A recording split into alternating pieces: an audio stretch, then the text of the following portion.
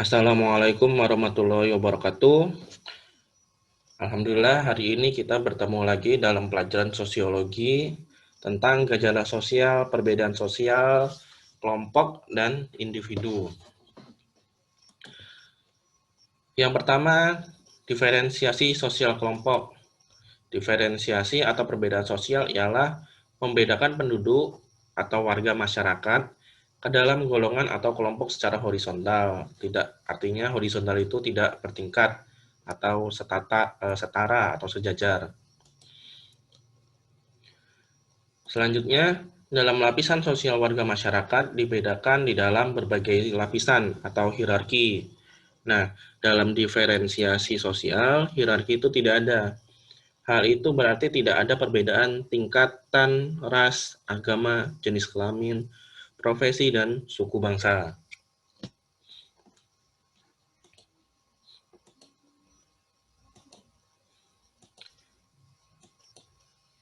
Diferensiasi menunjukkan adanya keanekaragaman dalam masyarakat.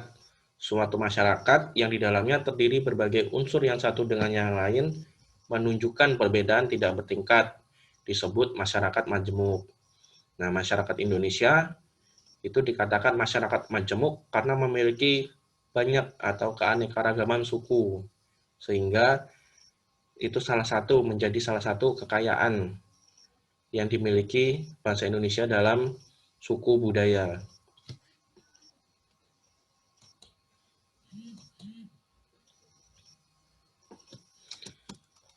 Selanjutnya, kriteria diferensiasi sosial.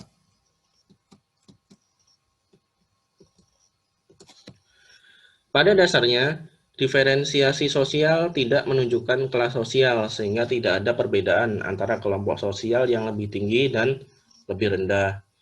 Perbedaan diferensiasi sosial bersifat horizontal, sehingga tidak ada kelompok tertentu yang lebih superior dari kelompok yang lainnya. Terjadinya peperangan selama ini, Perang Dunia I, II, itu dikarenakan adanya kelompok yang merasa lebih superior, sehingga merasa memiliki hak atas negara lain. Sehingga terjadilah peperangan, konflik, dan sebagainya. Maka dengan adanya diferensiasi sosial, diharapkan tidak akan terjadi konflik yang seperti itu, karena diferensiasi sosial ini tidak memiliki hierarki, artinya setara atau sejajar, baik suku, agama, ras, dan seterusnya. Kemudian, dalam kehidupan sosial masyarakat, adanya perbedaan didasarkan pada kriteria. Yang pertama, ciri fisik. Diferensiasi ini terjadi karena perbedaan ciri tertentu seperti warna kulit.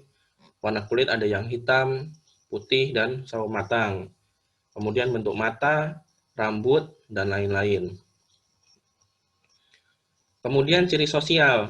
Diferensiasi ini terjadi karena perbedaan pekerjaan yang menimbulkan cara pandang. Tentunya setiap pekerjaan yang dimiliki orang, profesinya, tentu akan memiliki cara pandang yang berbeda, karena hal tersebut terjadi akibat kebiasaan orang tersebut dalam menerapkan profesinya masing-masing. Misal, pola perilaku seorang dokter akan berbeda dengan guru.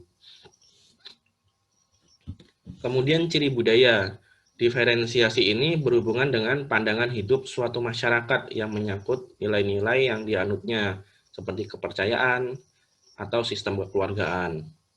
Nah, maka ketika kita memasuki berbagai daerah di Indonesia, tentu memiliki ciri budaya masing-masing, seperti nilai-nilai luhur yang dianutnya atau norma-norma yang berlaku di daerah tersebut. Kemudian bentuk diferensiasi sosial dapat dibedakan atas 6 macam, yaitu diferensiasi sosial berdasarkan jenis kelamin, laki dan perempuan, kemudian ras, profesi, klan, suku bangsa, dan agama. Selanjutnya, perbedaan individu. Setiap individu memiliki ciri dan sifat atau karakteristik bawaan, atau yang disebut dengan hereditas, dan karakteristik yang diperoleh dari pengaruh lingkungan. Karakteristik bawaan merupakan karakteristik keturunan yang dimiliki sejak lahir. Hal tersebut diakibatkan adanya gen yang diwariskan oleh kedua orang tuanya, baik yang menyangkut faktor biologis maupun faktor psikologis.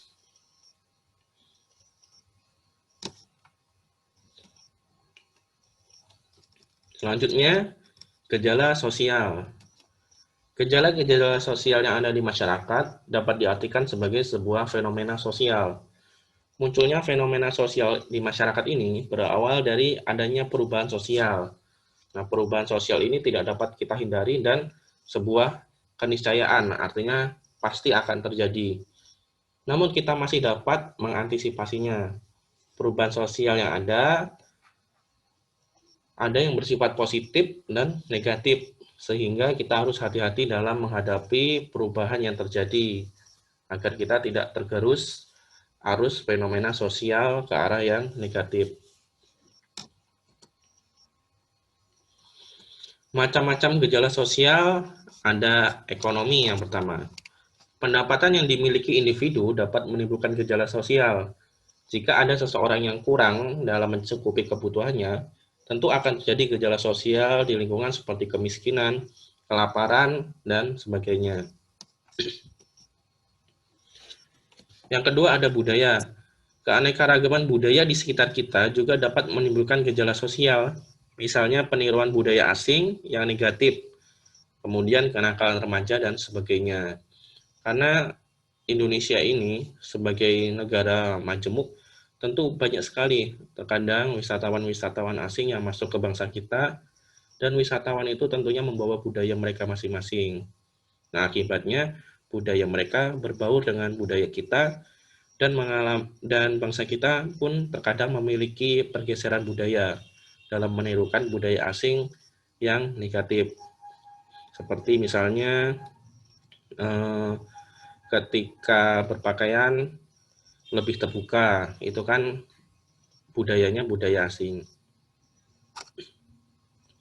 Kemudian lingkungan alam, gejala sosial lingkungan alam ini menyangkut kesehatan. Seseorang yang terkena penyakit dapat menimbulkan gejala sosial seperti penyakit menular.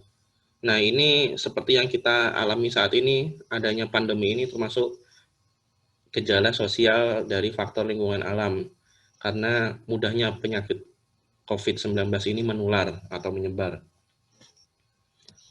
Selanjutnya, psikologis, perilaku seorang dalam kehidupan sehari-hari yang dipengaruhi aspek psikologis. Psikologis ini artinya kejiwaan. Jadi ketika ada orang yang mengalami gangguan jiwa, tentu akan menimbulkan banyak gejala sosial, seperti membuat aliran ajaran sesat, dan kemudian hal-hal yang aneh atau tidak masuk akal dipandang logika di masyarakat. Kemudian dampak gejala sosial, ada yang negatif. Seseorang yang tidak dapat menerima perubahan yang terjadi akan mengalami keguncangan atau culture shock. Ketidaksanggupan seseorang dalam menghadapi gejala sosial tentu akan membawa ke arah perilaku yang menyimpang. Contohnya ketika ada orang menggunakan teknologi atau kendaraan, bahkan apapun itu, ketika dia tidak mampu menerima perubahan, tentu yang mereka gunakan adalah hal-hal yang ke arah yang negatif. Kemudian yang positif, gejala sosial yang ada di masyarakat harus kita sikapi dengan baik. Jika kita dapat terbuka dan mengimbangi perubahan sosial budaya yang ada, maka perubahan tersebut akan berdampak positif dan memberikan manfaat tentunya. Contohnya dalam bidang teknologi, kita mengenal internet. Dengan adanya internet, kita dapat dengan mudah mengakses informasi yang kita butuhkan. Nah, itu adalah manfaat dari sisi yang positif. Tentunya dampak dari gejala sosial ini tidak bisa kita hindari. Dampaknya tentu pasti ada yang negatif dan positif. Nah, sekarang kita bagaimana caranya agar pengaruh atau dampak perubahan sosial tersebut dapat kita rasakan manfaatnya yang positif. Cukup untuk pelajaran hari ini.